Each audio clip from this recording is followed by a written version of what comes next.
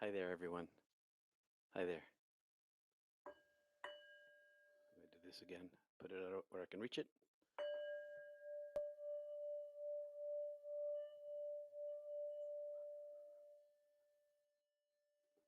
Good morning, everyone. Greetings from the coast of Maine. Let me know if you can hear me, please. We'll see if this is working. Someone let me know. I could turn my volume up or down. Just checking.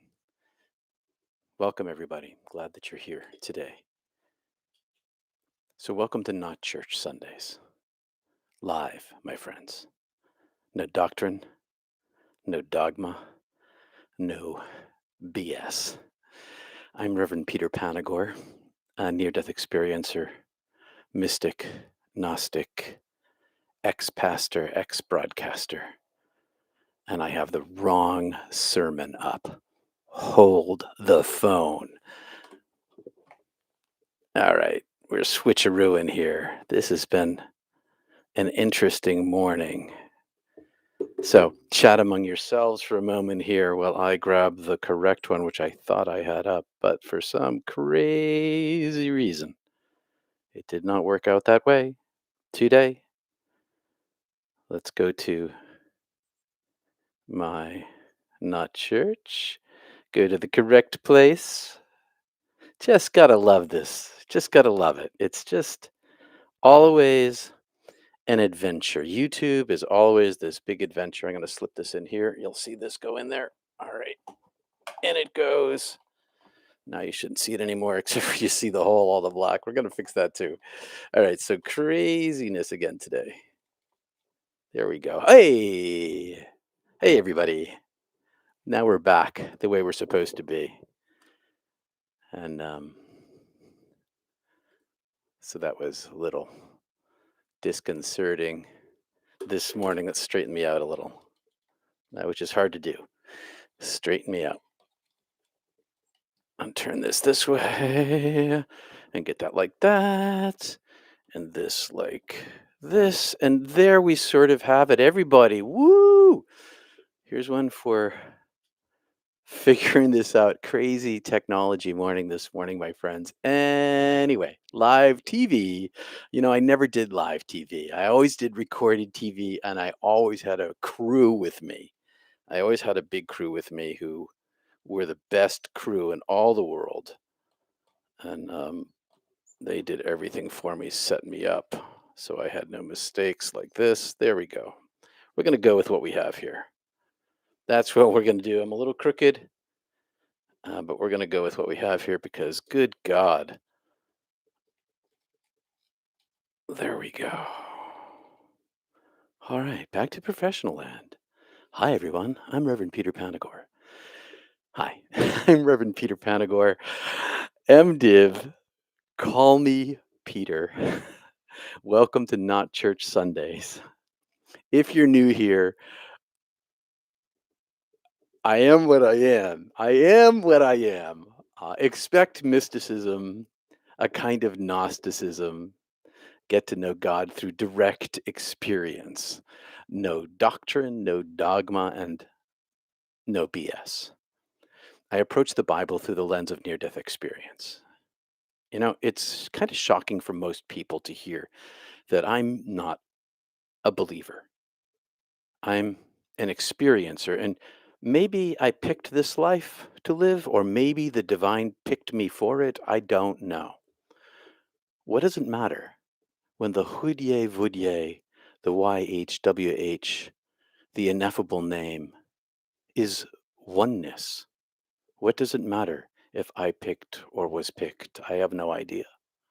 The unspeakable oneness of being is reality, is all there is, including me and you and your puppy dog, too. All there is. In Hebrew, Hasamayim, in Genesis 1, translated in English as heavens, means actually all there is.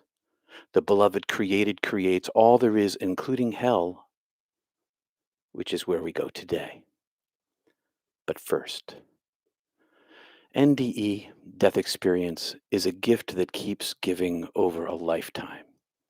It's a lived experience which can be gardened, grown, fed, watered, enriched, and lit. If you're a gardener, well, you are the gardener of your own Eden. The more I work my garden, the richer the fruits that are grown there. And this is true for all soul gardeners.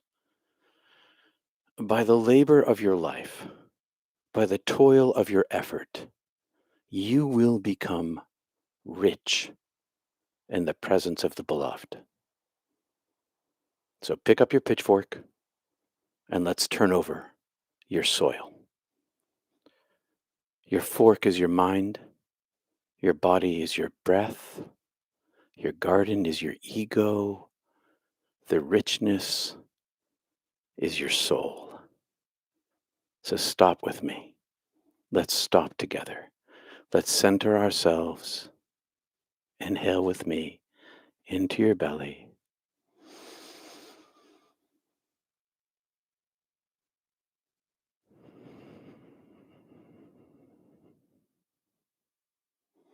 Now out with your breath in slow control. Move your mind and breath to your third eye.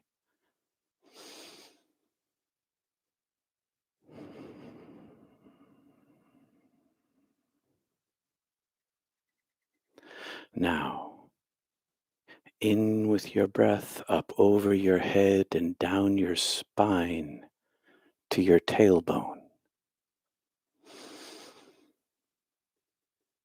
And back up again.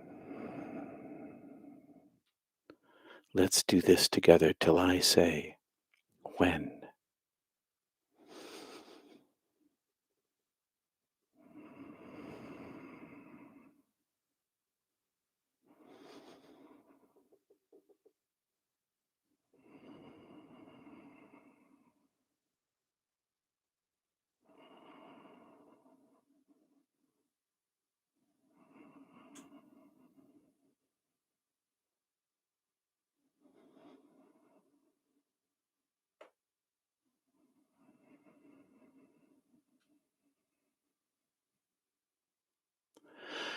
When I died, I went to hell, one I made for myself. I should say this plainly. I don't approach the Bible to find heaven. I was taken to hell and a high heaven. I see the Bible through the eyes opened by heaven, not the other way around. And I see hell this same way.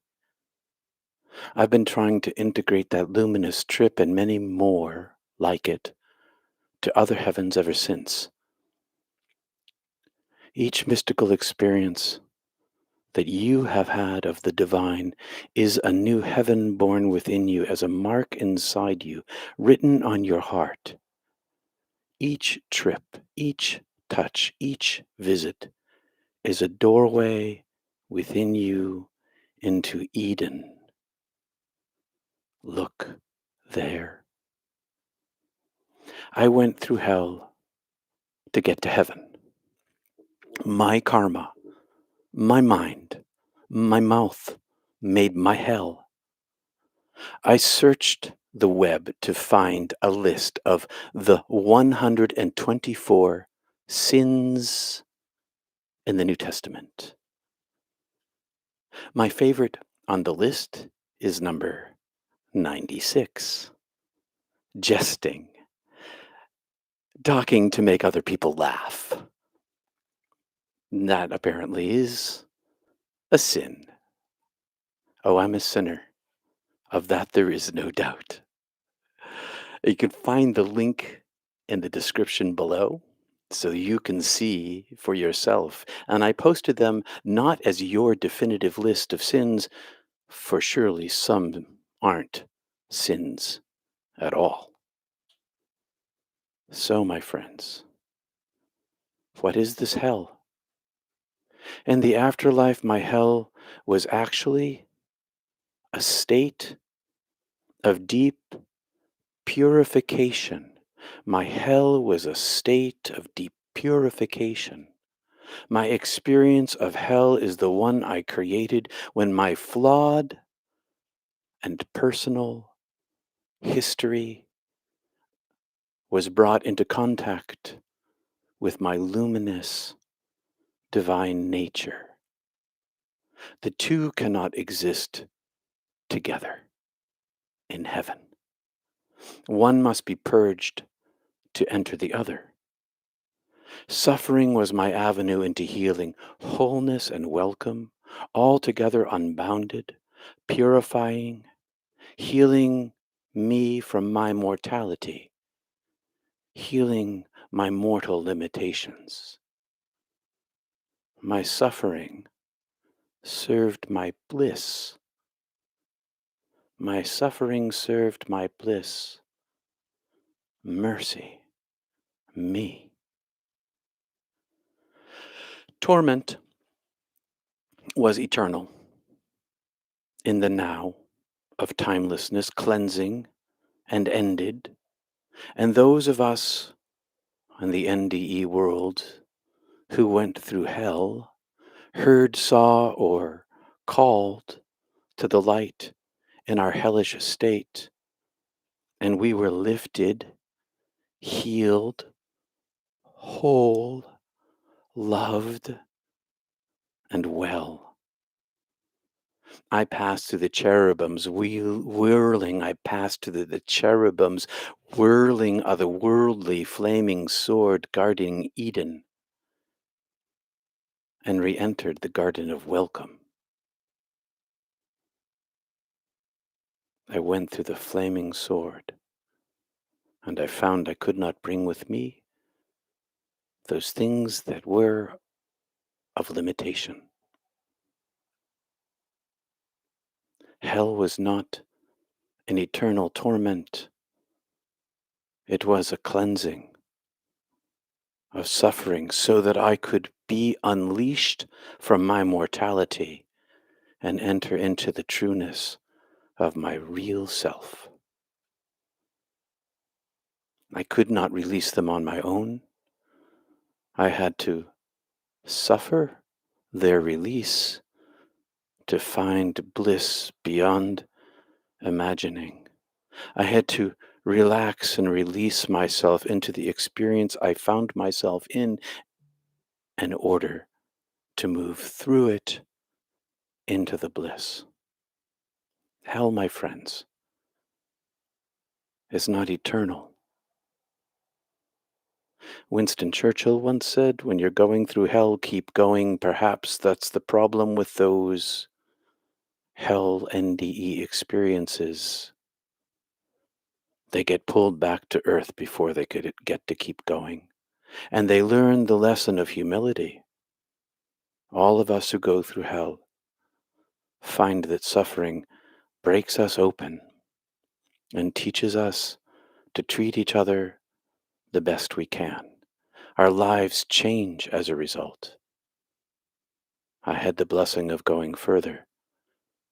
And those who went through hell and did not go as far as I did will, because now they know. I've heard it said in a book that I'm reading that there are easier ways to go to heaven and that only certain souls go through hell, the ones who are willing to, the more advanced souls. So this author says. I don't know about that. That may be true. But all I know is this, is that the bliss is worth it. Every time we suffer in life, if we use our suffering in our lives as a tool, if we understand the suffering in our life as a tool, we get to be broken down a little bit. And the place where the suffering opened us is, of course, the spot where the light comes in. Suffering opens us. I don't ask why it is this way. It just is. And yes, At 21, I went through quite the fiery hell. And what had I done on that list of 124? Some. Hmm, some. And now I'm 62. And I know that I've hurt others in my life, and I expect to go back through the flaming sword that guards Eden. That story of the flaming sword that guards Eden comes out of Genesis. After Adam and Eve are in-skinned, skins are put on them, and they are cast out of Eden. And the flaming sword protects that heaven. But you get to go past through it again if you wish. I do. I want what I had on the other side, and I'm willing to walk through any hell that I made in my life to get there because the paradise is worth it. It's worth it times 10 million. Uncling me, God. Take away from me those things that prevent me from being in your presence. Now and in my life to come and in our lives to come.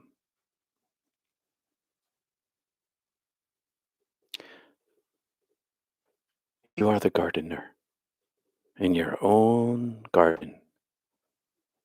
You tend your garden with your prayer life, and you'll find riches growing on your vines, riches growing on your bean.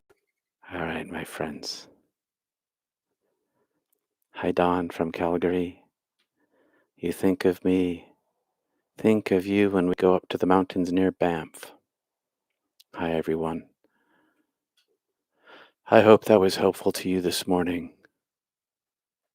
I see that Colleen from New Hampshire says, good question, Alexandra. I was wondering, says Alexandra, it's easier for me to find the questions if you tap me through Super Chat. Then the questions will pop up and I'll be able to see them. But I found this one. Hi, Peter. I was wondering if those of us that like eating meat to have to pay a penance for the animals that died in the afterlife. I didn't pay a penance for that when I was dead. I was a vegetarian for 20 years, but I'm not a vegetarian now. I've been not a vegetarian for a little bit longer than I was a vegetarian. I think that any pain we cause, we pay a price for, but also it is the way of life and the world. We are not at fault for the things that we do, consuming animal meat among them, because that is the life of the world in which we live. Thank you, Olga. Thank you, Goosebumps. Thank you, Kristen. Kristen, thank you very much. I didn't pay that price. I love my animals. I love my animals and I love animals. But it turned out I couldn't be a vegetarian. It turned out I was allergic to wheat and soy, and that made it very difficult for me. It turns out that I was in need of I was in need of meat, fish, poultry. Oh well. Thank you, Alfred. My gosh, thank you, Alfred. There are no sins. In the Bible, it says that the only unforgivable sin is blasphemy against the Holy Spirit. So what is that? That's the denial of God when you're in the presence of God. When I was dead, it was self-evident to me that God was present. I could not deny the existence of the divine in whose presence I was. It's very unlikely that anyone can. How can they do that unless they encase themselves and enclose themselves and cover themselves in such darkness that even in the presence of the infinite light, they can't see it? I can't imagine that. Every other thing we've ever done in life is forgivable. Every other thing we've done in life is forgivable. I was forgiven in the presence of the merciful, capital M, merciful, undeserved. But the cleansing wasn't so much because I was bad as it was to show me the goodness of the divine, to show me the mercy, and so that I was able to release those things that I carried with me. They were not only burned from me in the purgative fire, I released them when I turned to face the divine. All the things, all the things I had done with intention and not intention. And hell felt eternal, but was not. It felt eternal because of timelessness, but it was not for me. In order for me to enter into the heaven of heavens and the presence of the oneness of being, I had to be released of my Peterness, all of it. And I was. Thank you, Alexandra.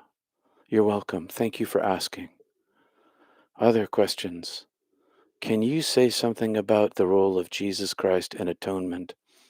Yeah, I can say something about the teacher Jesus, who was enlightened, who rose from the dead to prove that life has eternal nature, and the Christ consciousness, the causal consciousness, the primary creator, always present in the entire universe, on every planet and every star system and every galaxy. I know the theology. The risen Christ redeemed the universe. Maybe, but it was always present. What Jesus did was show and prove that life has no end, that the redemption and atonement of Jesus was to show us the way inside all of us. Otherwise, as that belief system plays out, you must believe in Jesus Christ for your atonement. Who gets in? The few who claim this, say, for instance, in evangelical America? And does that exclude the Coptics and the Nestorians and the Catholics and the Orthodox? They would say yes. Would that exclude the Muslims and the Taoists and the Zoroastrians? They would say yes. Would that exclude whatever life there is on other planets? Yeah, there are other planets with water, we know. Heck, this week in the news, a tubular shaped tic tac flew over the top of an American Airlines jet and was reported. I think it was American Airlines. The pilot radioed in. What was that? Are they redeemed or unredeemable? What's the extent of the atonement of Jesus Christ? What's the extent of it? If on these other planets they never heard of him, don't even know what mammals are. This Christ consciousness exists in all the universe, everywhere, all the time, underneath everything. And for us, for me, the teacher, my primary teacher, Jesus, in whose language I am steeped, in whose teachings I embrace and I struggle with, he opens my heart with his words to show me that I am the light of the world. As are you, as was he. So, what's the atonement if not the opening of your heart in the presence of the divine? That atonement and opening is available to everyone, whether they know his name or not, because the ineffable has no name, and all of us are children, no exclusions. I'm no theologian. I am not a theologian. I am a mystic. If you want a theological answers about the atonement and definition, I'm not your guy. If you want to be in the presence of the divine yourself, if you want to enter into the Christ consciousness itself, maybe I can help you. Find it inside of you, and you'll find the atonement is already in you. Worry not for others. The cosmos is too complex. Worry only for yourself. And once that radiance is tapped inside yourself, once you become a channel of the presence of the God above the one being, the channel of peace, as St. Francis said, the atonement will spread around you like a radiance and live inside you and bring a little more heaven here. Thanks, Charles. Thank you, Barry. Thank you. Religion uses fear of punishment to keep Christians in line. Your paragraph sounds entirely more enlightened, says Willie T. So, hell is a tool to wake us up. So is suffering. You can't bring it with you. I wish it was another way, but it isn't. And this dying thing, they call it the second death, heaven. Pardon me, hell. That's another name for it in the Bible. You die, and then you die the second death. And the second death is a death of yourself, your attachment to yourself. Fear not that. I expect to go through a worse hell than I went through the first time. And I am willing and waiting and wanting and desirous and longing for that. I want to go back to the bliss, and I'll go through any hell to get there. Any hell. Because I know I am beloved. Fear. It's a tool and a weapon. A tool and a weapon of repression, oppression, control, and power. The greatest thing about this is that you don't need me or a guru or anybody. You don't need the Bible. All you need is an open heart directed to the divine, and find within yourself the universal connection to the oneness of being that Jesus preached. He preached this. I believed his words, not because I read them, but because I experienced the other side and then came back and read them and found inside his words what I saw there. Rob, this is fantastic. Not church. Thank you so much.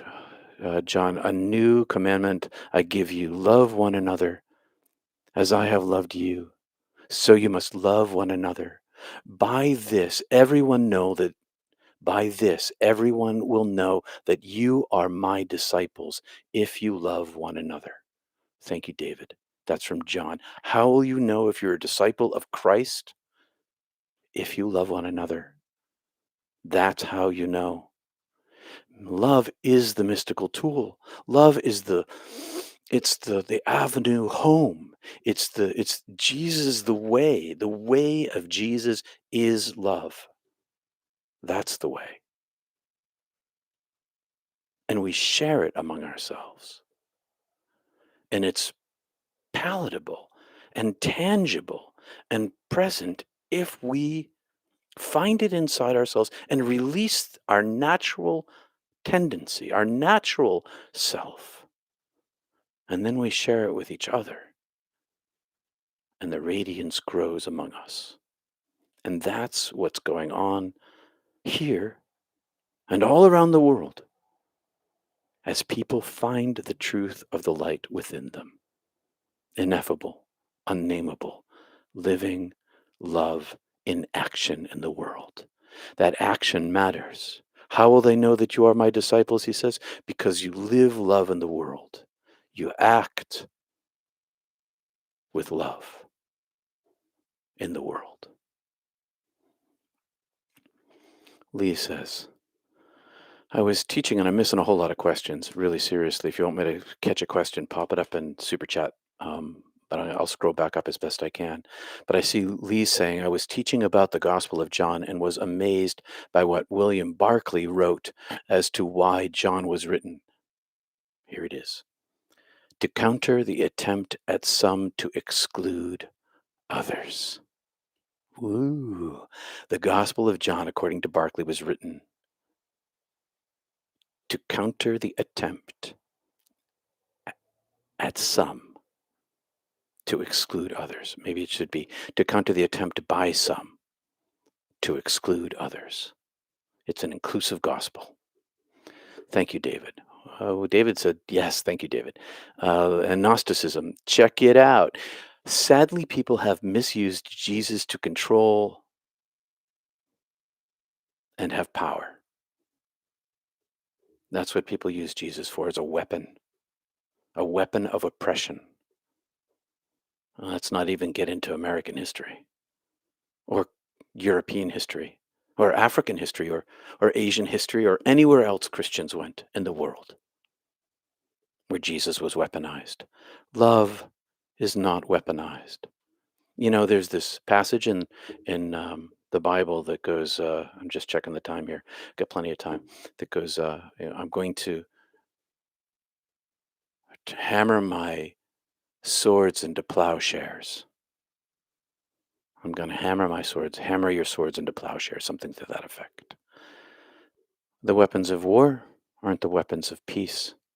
The weapons of oppression aren't the weapons of love. Yeah, we're trying to break things apart here. I'm trying to break things apart. I'm trying to break up literalism. I'm trying to break up evangelicalism. I'm trying to break up literalism in every kind, because it doesn't matter whether you're Hasidic or Sufi or Taoist or Christian or Hindu. The light of the divine is the same everywhere in the universe, all the time, for everyone. For everyone. This Christ consciousness predates Jesus and postdates him and is always in the now. This causal consciousness, this intelligent causal consciousness. You're like a radio receiver tuning into the divine.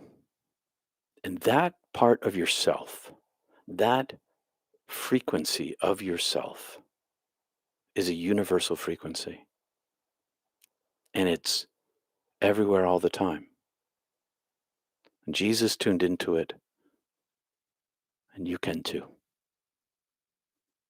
And together, all together, we make up this powerful presence of love that is experiential.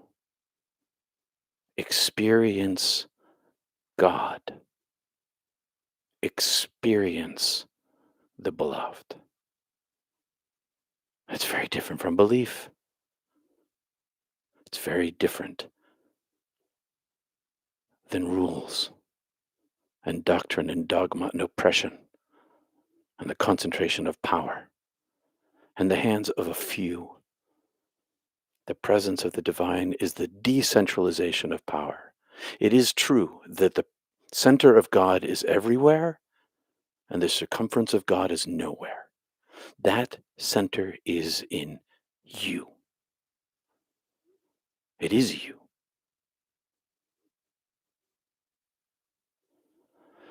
What else is going on over here? I gotta take a drink of water. Jesus warned against many will come in my name. He sure did that. Lots of people coming in the name of Jesus. Bible in one hand, disease, war, greed, oppression in the other. The Illuminated Castle, Universe, one song of love, the Universe. I love that. Beth Root, in many churches, heaven and hell are presented as an either or choice. The idea of passing through hell to get to bliss of heaven is much more positive. Yeah, that's exactly what happened to me, Beth. And, it's taken me years, decades to process this. Near death experience is this ongoing process. And I knew that that was true, but I didn't find the language until this weekend. This weekend, I finally understood the purpose of hell, just like the purpose of all suffering, is to open us to the living light itself. Why is it this way, you might ask? I don't know. Would I make it differently? Yes, I would. But I didn't and I can't, and it is what it is, and I accept it as it is, and I go through the pain to grow. I go through the hell. I went through the hell. I'll go through the hell again to grow. Because evolution just isn't on this side of the planet. Pardon me, on this side of life, on this side of death. Evolution isn't like this, just this thing on Earth. Death is evolution. That's my next stage of evolution, is my death. And from there, it continues on. The soul continues to evolve and continues to die more deaths. Maybe it comes back to mortal frame. Oh, you cutie little pinch your cheek. And maybe it doesn't. Maybe it just goes on, ever deeper into the oneness of being for souls who are advanced. And they continue to die to the layers of themselves which are not the purity of the oneness of being. I saw that too. Yeah, I saw that too. Was shown that, was made that, experienced it.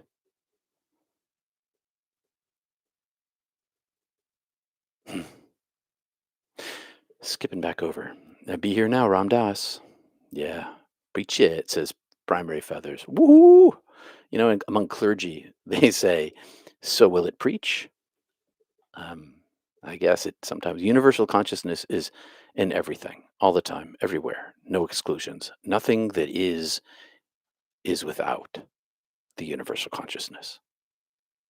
And if it is without the universal consciousness, then it isn't in existence. And then it isn't anything. So everything that is in that thou art. Okay, I kind of went too far afield there. That thou art that. We are spiritual beings having a human experience. Sometimes I think we are in a simulation theory, to return home to the divine source. Yes, Robin. I describe it as the matrix. You could describe it as a simulation. You could describe it as a computer game that's in the cloud with lots of players sitting at their consoles. All of those above. All of the above. Um, all of the above. Colleen, my narcissist is an elderly woman who has no family nearby. Probably why they are not nearby. Yeah, that can be. How do I help my fellow human in need? So there are biological things, Colleen, that it's hard to surmount them. But I did hear this. I heard this yesterday by a narcissist who said, I'm a self admitted narcissist. I believe in my own opinion. I was like, wow, oh, cool. He said, then I heard a scientist say that objectively you can't know everything, that you only see the world through your own perspective. And he talked about Schrodinger's cat, the dead and the not dead cat from your college science class. Is the cat in the box dead or the cat in the box alive? It's both. We can only know from our perspective. And what I mean is that this narcissist, when he came to understand that scientific truth, maybe this won't help your friend, that you can't know everything, he kind of toned down his narcissism. But that's just something that I heard. But really, there are biological things in the world, and you can't fix people. You can't fix people. And my job isn't here to like bring the word of God and convert the masses to the preaching of the Jesus thing. No. My point and purpose here is to be in the presence as much as I possibly can and bring that to wherever I am, no matter who I meet, narcissist or not. Not to change them, just to be in the presence itself when I'm with them. When I first became a pastor and I would visit the hospital, and you walk into this room and there's like this tragic, totally awful thing going on. And what do you say when you're 27 years old and you're facing this horrible thing this family is facing? Sometimes you say nothing. Sometimes you just stand there and you be with them and you bring the light inside you with no words. I hope that helps, Colleen. Don't try to fix her. Can't fix broken, because that's not your job, because everybody's broken. Everybody's got a brokenness. The whole idea is to go in to find your own and let it come out on its own. At least that's the way it's been working for me, my friend. All right, your description of your personal hell and suffering has given me a way to think about purgatory that now makes perfect sense, Wendy. Yeah, purgative fire of divine love. Burn me, baby, burn me. Yeah, that's kind of what happened. Um, I was cleansed by fire. I have the book Be Here Now. Yeah, Ram Dass. Someday we can talk about that thing that YouTube would penalize me for, that you can't say certain words. So I can't talk about how Ram Dass found bliss. Um, not in this video anyway. If we are purged by hell, then do we have a clean slate when we are reborn? Why do people have karma in life that seems to come from the other times? That is an excellent question, Mary. Oh my God. That is a really great question. If there is a purging, why is there karma? This gets to some of what the author I was reading this weekend, the title of the book I can't say in this video because, again, YouTube will tag me just by saying the title. So I'm not going to say the title.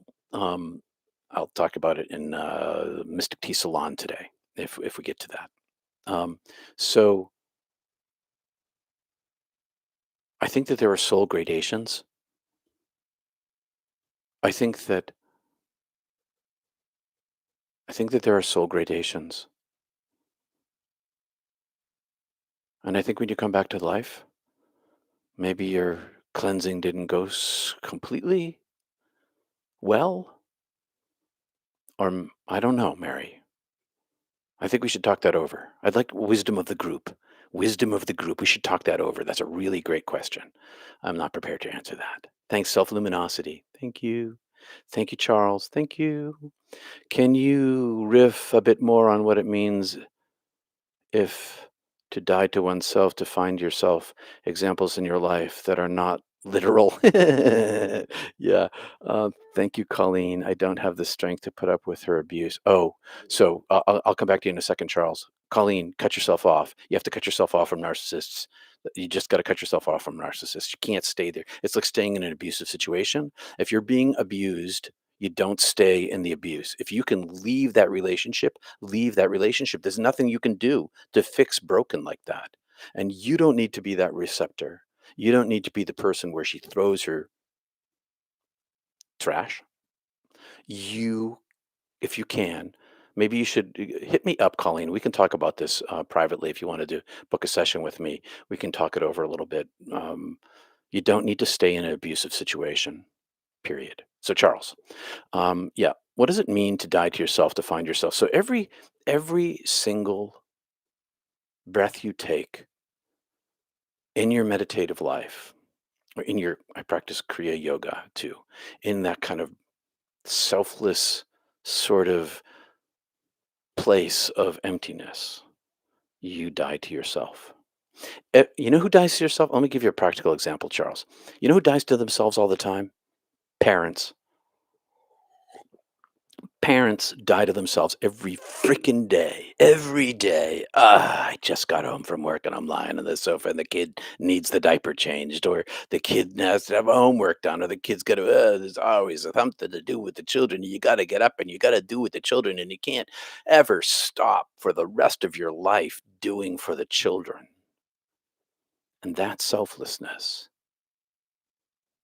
The practice of selflessness in a practical sense, of living love in the world in action, is doing for others. And every time you do for others, else, especially your kids. You die to yourself. Now, of course, there's the counterpoint of this. You can be the ultimate giver, and you you give and you give and you give because there's some psychological deep need inside you that seeks approval, or you are the one in your family who holds everybody together by doing stuff. That's not what I'm talking about. What I'm talking about is the kind of dying to yourself that is kind to those who can't care for themselves. That's one way of living it in the world. How did I die to myself? Every time I practice my meditation, I prepare myself for a rapture. Not that I'm planning one, because I'm not, but I thin my veil and thin my veil so that when the divine plucks me and shows me myself, I die more to myself. That's not an NDE. That's just a regular mystical experience. That's one place it happens. But in a practical sense, it really is about service. You know, Christians get that right. It's about service. It's about service to others. Feed the poor, clothe the naked, give water to the thirsty, visit the imprisoned, rake the old woman's yard, shovel the old man's walk, open the door, pick up the quarter, hand it back. A million different ways of living a life of service. And living a life of service is a form of dying to self because it puts the other in front of you. So let me think about this, Charles. A circumstance where I died to myself. Dying to myself is a collection of little deaths. It's not one big thing. It's not like I can point to one big thing. It's a collection of dying little deaths daily. Die your little death daily. Meditation does that, and service to others does that. It's like when you look at your phone and you have to take the call and you don't want to because you know this person really needs your help. And maybe this person is someone in your life. And you can't fix their problem because you haven't been able to fix it in 15 years. But you can listen again. And that's dying to self too. It's not about fixing things. It's about being present and serving. I don't know if that helps or not, my friend. That's my little tiny riff. Colleen, I don't have the strength to put up with her abuse. Yeah, Colleen, cut yourself off. Thank you, Kelly Murphy. Thank you very much. Thanks for the heart. Um, I'll book a session, Colleen. Good. There are some great experts on YouTube. Yeah, Wendy's right. Look on YouTube. There's some really great psychologists talking about narcissists. I watched one of them. This woman, I can't remember her name, the PhD, brilliant, great presentations, lots of good news, good information. Are you saying that YouTube engages in priority censorship? Yeah, Ursa Major. I am saying that there are words you can't say. So because it's children friendly. So the FCC had the same rules. What are those famous 7 words that you can't say on radio that George Carlin said? On TV you can't say.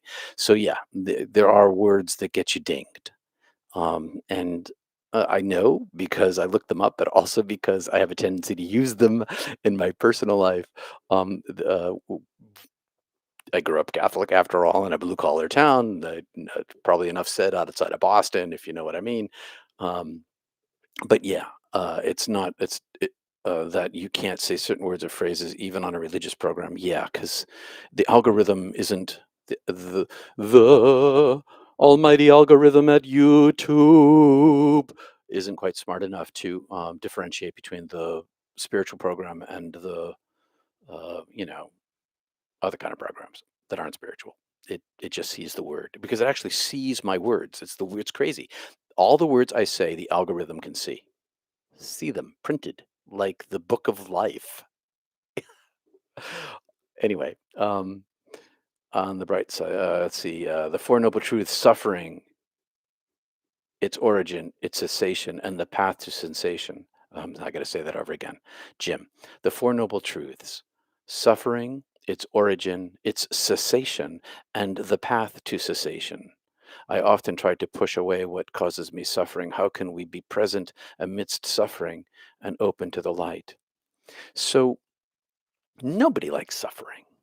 I mean, there's basically two kinds of suffering.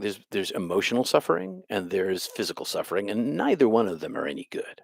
They're both awful. Um,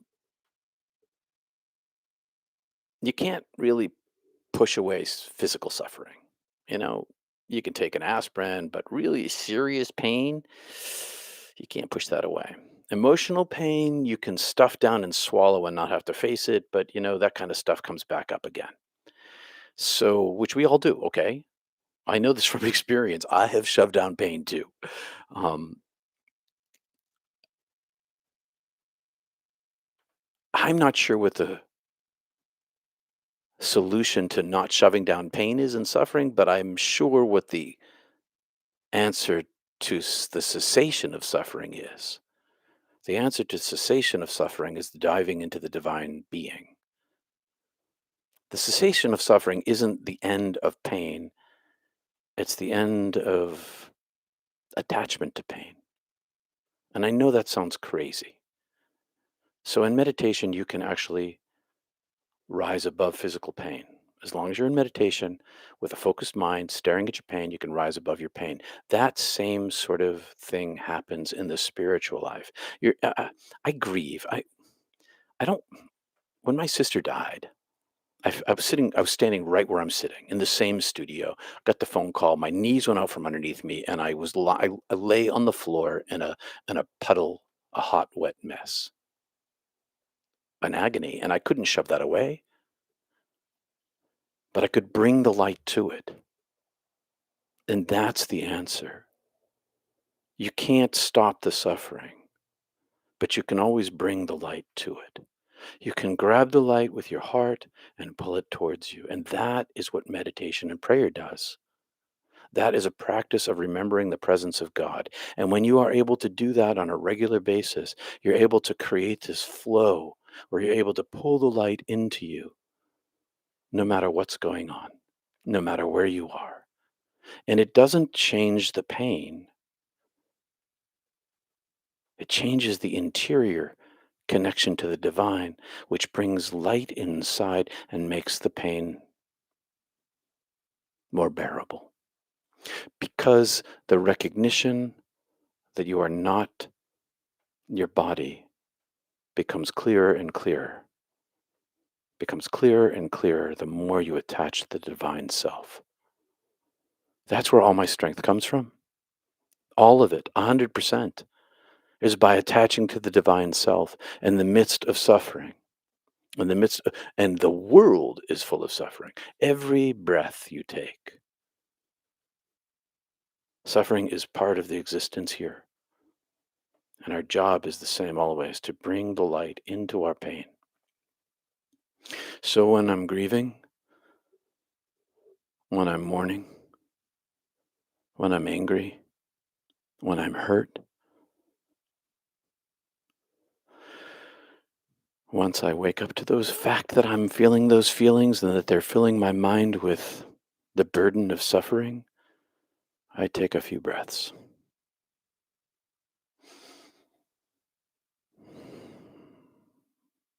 And remember the presence. And it doesn't stop the pain. It just brings more light to me.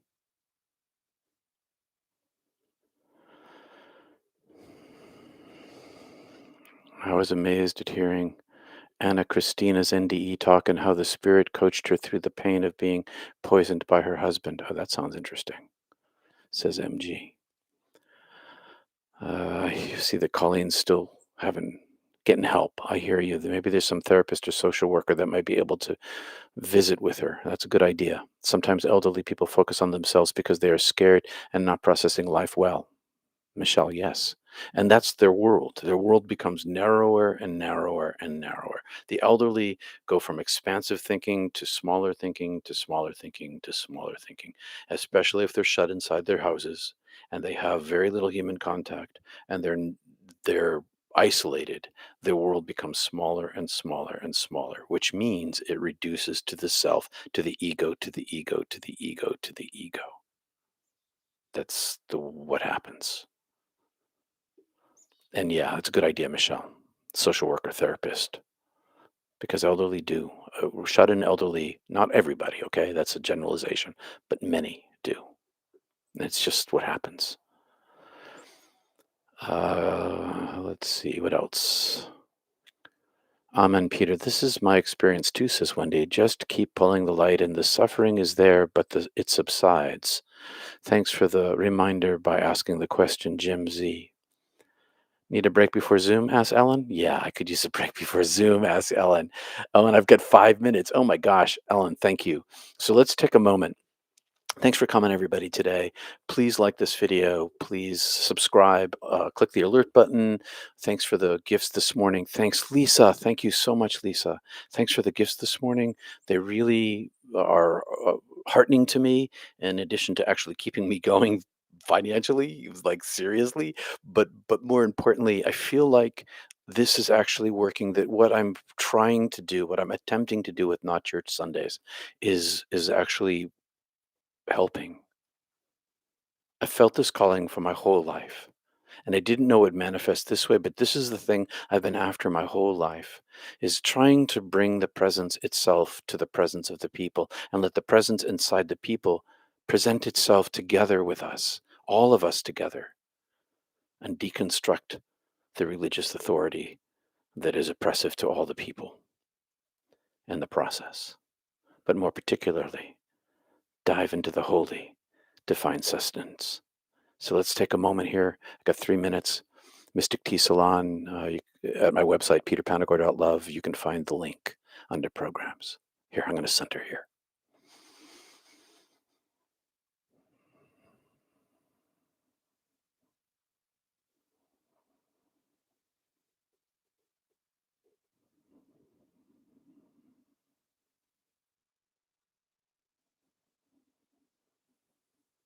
Be present with us now.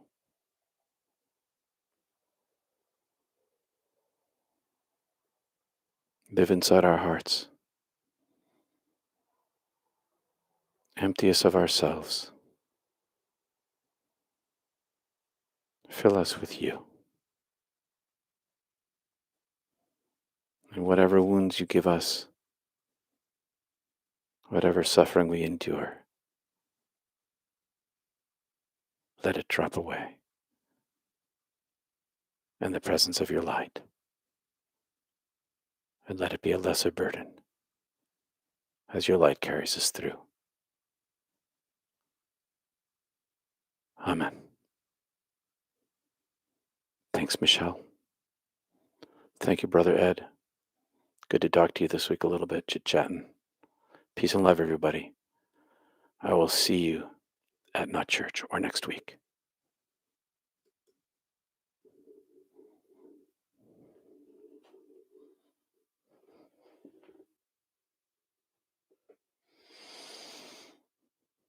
Thank you, Mary.